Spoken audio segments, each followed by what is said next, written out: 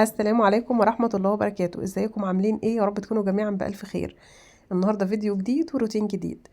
روتين بقى نسميه روتين التشجيع، روتين النشاط، روتين الحماس. بصوا، شوية نشاط كده على الصبح. بقى انا قمت كده نشيطة وفايقة، فقلت طبعا ايه اشارك برضو معاكم فيديو زي كده. قومي بقى يوم جمعة ولا يوم سبت زي كده، الايام اللي بتبقى اجازة، خدي كده فكرة من الفيديو واعملي بيتك. ان شاء الله ان شاء الله الفيديو ده هيبقى مفيد ليكي. عايزاكي كده لو بتشوفي قناتي لاول مره، طبعا يسعدني ويشرفني ان انت تنضمي عندي في القناه وتنوريني بالاشتراك. اشتركي عند كلمه اشتراك وفعلي زر الجرس على الكل عشان كل ما انزل فيديو جديد يوصلك اشعار بيه وتتفرجي على الفيديو ان شاء الله. طبعا اهلا وسهلا بكل الناس اللي موجوده في قناتي وكل الناس اللي بتشاهدني يعني ومش مشتركه اصلا. اهلا وسهلا بيكم، بتنوروني جميعا. اوعي بقى تنسي تحط اللايك وتصلي على النبي صلى الله عليه وسلم في البدايه. تعالى اقول لك يومي مش ازاي، ومن وقت ما صحيت لحد دلوقتي عملت ايه خلال الفيديو. بص بقى، يعني في البداية كده أول ما صحيت كان عندي دورة غسيل أنا حطيتها ماشي. دي طبعا إيه أساسية. امبارح يعني كنت تعبانة شوية وكان عندي دورة غسيل حطيتها، بس ما قدرتش أطلع خالص في البلكونة. يعني كان عندي سخونية كده بزفزفة وحاجات زي كده، ما كنتش قادرة أطلع خالص، فسبتها بصراحة. والنهارده لما صحيت لقيت نفسي الحمد لله فايقه وكده، فقلت ايه هعمل الفيديو ده واشارككم بقى الفيديو يعني واشارك معاكم بقى يومي بصوا على الطبيعه خالص زي ما انا صحيت وعملت، هتلاقوه يعني موجود معاكم. زي ما بقول لكم كده، انا خدت بقى ايه دورتين الغسيل وطلعت نشرتهم زي ما انتم شايفين. بسم الله ما شاء الله كده الهدوم منوره. طب ليه بقى؟ انا هقول لكم دايما مش بشكر في الغساله الاوتوماتيك ماشي، بس دي ما كنتش حاطه فيها كتير، الدوره دي ما حطيتش فيها كتير، وكمان زودت المسحوق شويه يعني. طلعت نشرتهم. البلكونه بتاعتي بصراحه عايزه يعني تتمسح وتتغسل، خصوصا الفتره اللي فاتت كده كان في نوة تراب وعفار وكده. بس انا مش قادره يعني ايه، لان هي عايزه ايه ميه تتكب والمساحه فانا ايه هاجلها شويه، بما ان انا اصلا كده كده ما بندخلش البلكونه، هو انا بدخلها وقت بنشر وبس. بس كنت عايزه اعمل الاوضه دي لان هي بصراحه متطربه بقالها كده اسبوع ولا حاجه، يعني هي محتاجه تتعمل ويتغير المفارش اللي فيها ويعني ايه ونظبطها كده. دخلت عليها زي ما انتم شايفين. طبعا هي يعني مش هعمل فيها حاجات كتير ولا هيبقى تنظيف عميق ولا اي حاجه، ده انا بس هغير المفارش وهنشيل السجاده ونكنس كده ونمسح والدنيا هتبقى تمام خالص. بس انت بتديها كده طاقه ايجابيه في المكان، يعني مجرد ما انت شلت السجاده كده ونفضتيها وغيرتي المفارش بتاعه السرير وحطيتي كده معطر في الاوضه، تحس ان الايه او فتحتيها تتهوى وخليت المكان كده تحس ان المكان اختلف تماما. يعني حتى لو انت تعبانه تعالي على نفسك شويه، لان بصراحه ان انت تقعدي في مكان مش مريح نفسيا ده هيتعبك اكتر. بصوا بقى، هنا السجاده دي وحشه بصراحه لان هي اصلا بتلم ايه تراب من جواها كده، اللي هي ايه هي فيها شعر ووبر كده، انا ما بحبهاش بصراحه. بس هي اللي ايه مناسبه عشان الحته دي طويله وايه مساحتها عريضه، فانا دايما بحطها لما بكون عامله السريرين بالطريقه دي. ان شاء الله باذن الله يعني قريب بقى اجيب سجاد للبيت كله وايه وهستغنى عنها اصلا لان هي مش عجباني، بتزهقني. انا ما بحبش السجاد اللي يدخل فيه التراب والعفار كده من جوه. المهم بصوا بقى، انا جبت المقشه هنكنس التراب والعفار اللي هي نزلته. والله انا عايزه اقول لكم الفتره اللي فاتت كلها الشبابيك متقفله ومفيش حد اصلا ولا بيفتح ولا بيخرج، ونص يومنا بره اصلا في الدراسه يعني، فهو اصلا مفيش حد، لكن كميه التراب اللي طالعه قد ايه. الله المستعان يعني. يعني عايزه اقول لك ان مش فتره طويله ان احنا ما عملناهاش، بالاضافه بقى ان انا يعني كل يومين او ثلاثه لازم تتكنس كده السجاده من فوق وكده. بس الله المستعان يعني اكيد يعني لو حد في مكان فيه تراب اكيد هيبقى زي كده.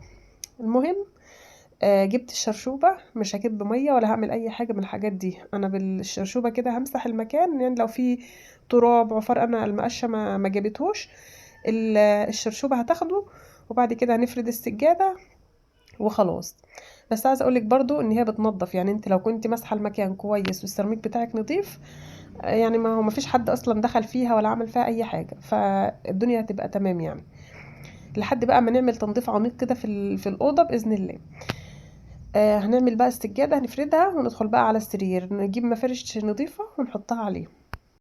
ده بقى يعتبر روتين يوم الجمعة عندي، يعني أنا دايما يوم الجمعة بعمل كده، يعني لازم أنظف أوضة النوم وأوضة الأطفال. أي حاجة عندي تبقى مش نظيفة في اليوم ده بستغل يوم الأجازة يعني مثلا يوم سبت يوم جمعة زي كده، لأن في الأيام التانية برضو زي ما قلت لكم قبل كده يعني الواحد بيبقى إيه مضغوط عبال ما ترجعي بتعملي الأكل وتغسلي المواعين وتنضفي برضو لو التنظيف اللي هو الخفيف كده، وتذاكر شوية للولاد تلاقي المغرب خلاص، فبتبقي محتاجة، ولو عندك مشوار ولا حاجة هو أصلا اليوم طاير. فأنا بقى بستغل يوم الأجازة زي كده. النهاردة يوم الجمعة، والفيديو ده كمان هينزل لكم بإذن الله يوم الجمعة. عايزاكم تصلوا على النبي كتير جدا، وكمان تقرأوا سورة الكهف، أو حتى تقرأي أول 10 آيات منها. تمام. يعني دي أساسي، اقرأي بس أول 10 آيات منها لو أنت ما تقدرش تقرأيها كلها، وشغلها طبعا في بيتك، واقعدي صلي على النبي صلى الله عليه وسلم كتير. يعني دي بس لوحدها كده كنز. وده دايما قولي لا حول ولا قوة إلا بالله العلي العظيم، واستغفر ربنا سبحانه وتعالى وانت بتعملي شغل بيتك. دايما قولي الله المستعان. والله يا جماعة أنا عايزة أقول لكم يعني بعون ربنا، لما تقولي الله المستعان دي تقدري تعملي حاجات انت ما تتوقعهاش اصلا. انا قايمه الصبح بقول لنفسي انا مش قادره اعمل اي حاجه، يعني كنت قايمه بصراحه خلصانه، اللي هي كانت لسه السخونيه موجوده وكل حاجه، فايه يعني سبحان الله. المطبخ طبعا كان عندي مش تمام خالص، يعني من امبارح، وامبارح طبعا ما عملتوش. امبارح نزلت معاكم الفيديو بتاع المشتريات وظبطته كده، ظبطت المشتريات ورتبتها في مكانها. وبعد كده عملنا أكلة اللي هي بصوا يعني سهلة برضو، اللي هي جبنة لحمة وعملناها زي ايه، زي مثلا ايه كباب حلة، بس هي بطريقة بقى بطريقتي انا يعني علشان اسهل على نفسي. المهم ما شاركتهاش معاكم، يعني مش عارفة هتنزل في الفيديو ده ولا لا. المهم ممكن تنزل في اخر الفيديو. اللهم صل على سيدنا محمد. فما عملتش حاجة تاني في الفيديو ده او في امبارح يعني. النهارده بقى لما صحيت عماله اقول ايه انا هعمل ايه ولا ايه، الواحد تعبان اصلا مش قادر. لكن سبحان الله، يعني لما تستعيني بالله عز وجل ربنا يعينك ويقويكي وتعملي حاجات انت اصلا مش متخيلاها. الحمد لله رب العالمين، يعني اللهم لك الحمد ولك الشكر. ودايما لو عندك مرض، لو عندك أزمة، لو عندك أي حاجة، احمد ربنا كتير. لئن شكرتم لأزيدنكم، ولئن شكرتم لأزيدنكم، ولئن كفرتم إن عذابي لشديد. فدايما احمد ربنا سبحانه وتعالى وتلذذي بالمرض كده، يعني لما يبقى عندك مرض قولي الحمد لله الطهور ان شاء الله.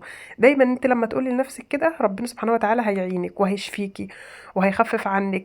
هتلاقي برضو الدنيا معاكي، يعني فاهمة، انت متقبلة كل احوالك سواء كانت في السراء او الضراء. يعني ما نبقاش فاكرين ربنا سبحانه وتعالى لما نبقى عندنا مرض ولا شدة، ولما يبقى عندنا مثلا فرح او حاجة الواحد يعني ينسى بقى. يعني لا، ده لا. لما يبقى عندك بقى مرض والحاجات دي، يعني لو افتكرت ربنا سبحانه وتعالى وقلت الحمد لله رب العالمين، الحمد لله ان ربنا دايما فاكرنا، بيبتلينا الابتلاء ده اصلا نعمة، يعني تخفيف عن تخفيف للذنوب. تعالوا بقى ندخل على المواعين. ده جيركن الفيبا اللي انا كنت جايباه معاكم امبارح، خلاص التاني كان خلص اصلا. حطيت شويه في الطبق، وانا موعوده يا جماعه الايام دي سبحان الله كل ما اجي اغسل مواعين حاجه تقع مني تتكسر، والله ما بزعلش عادي، يعني بقول ايه خدت الشر وراحت كل حاجه، يعني ايه لها عمر افتراضي. ماشي. سواء ايا ما كانت بقى، سواء كانت بقى طبق كوبايه اي حاجه.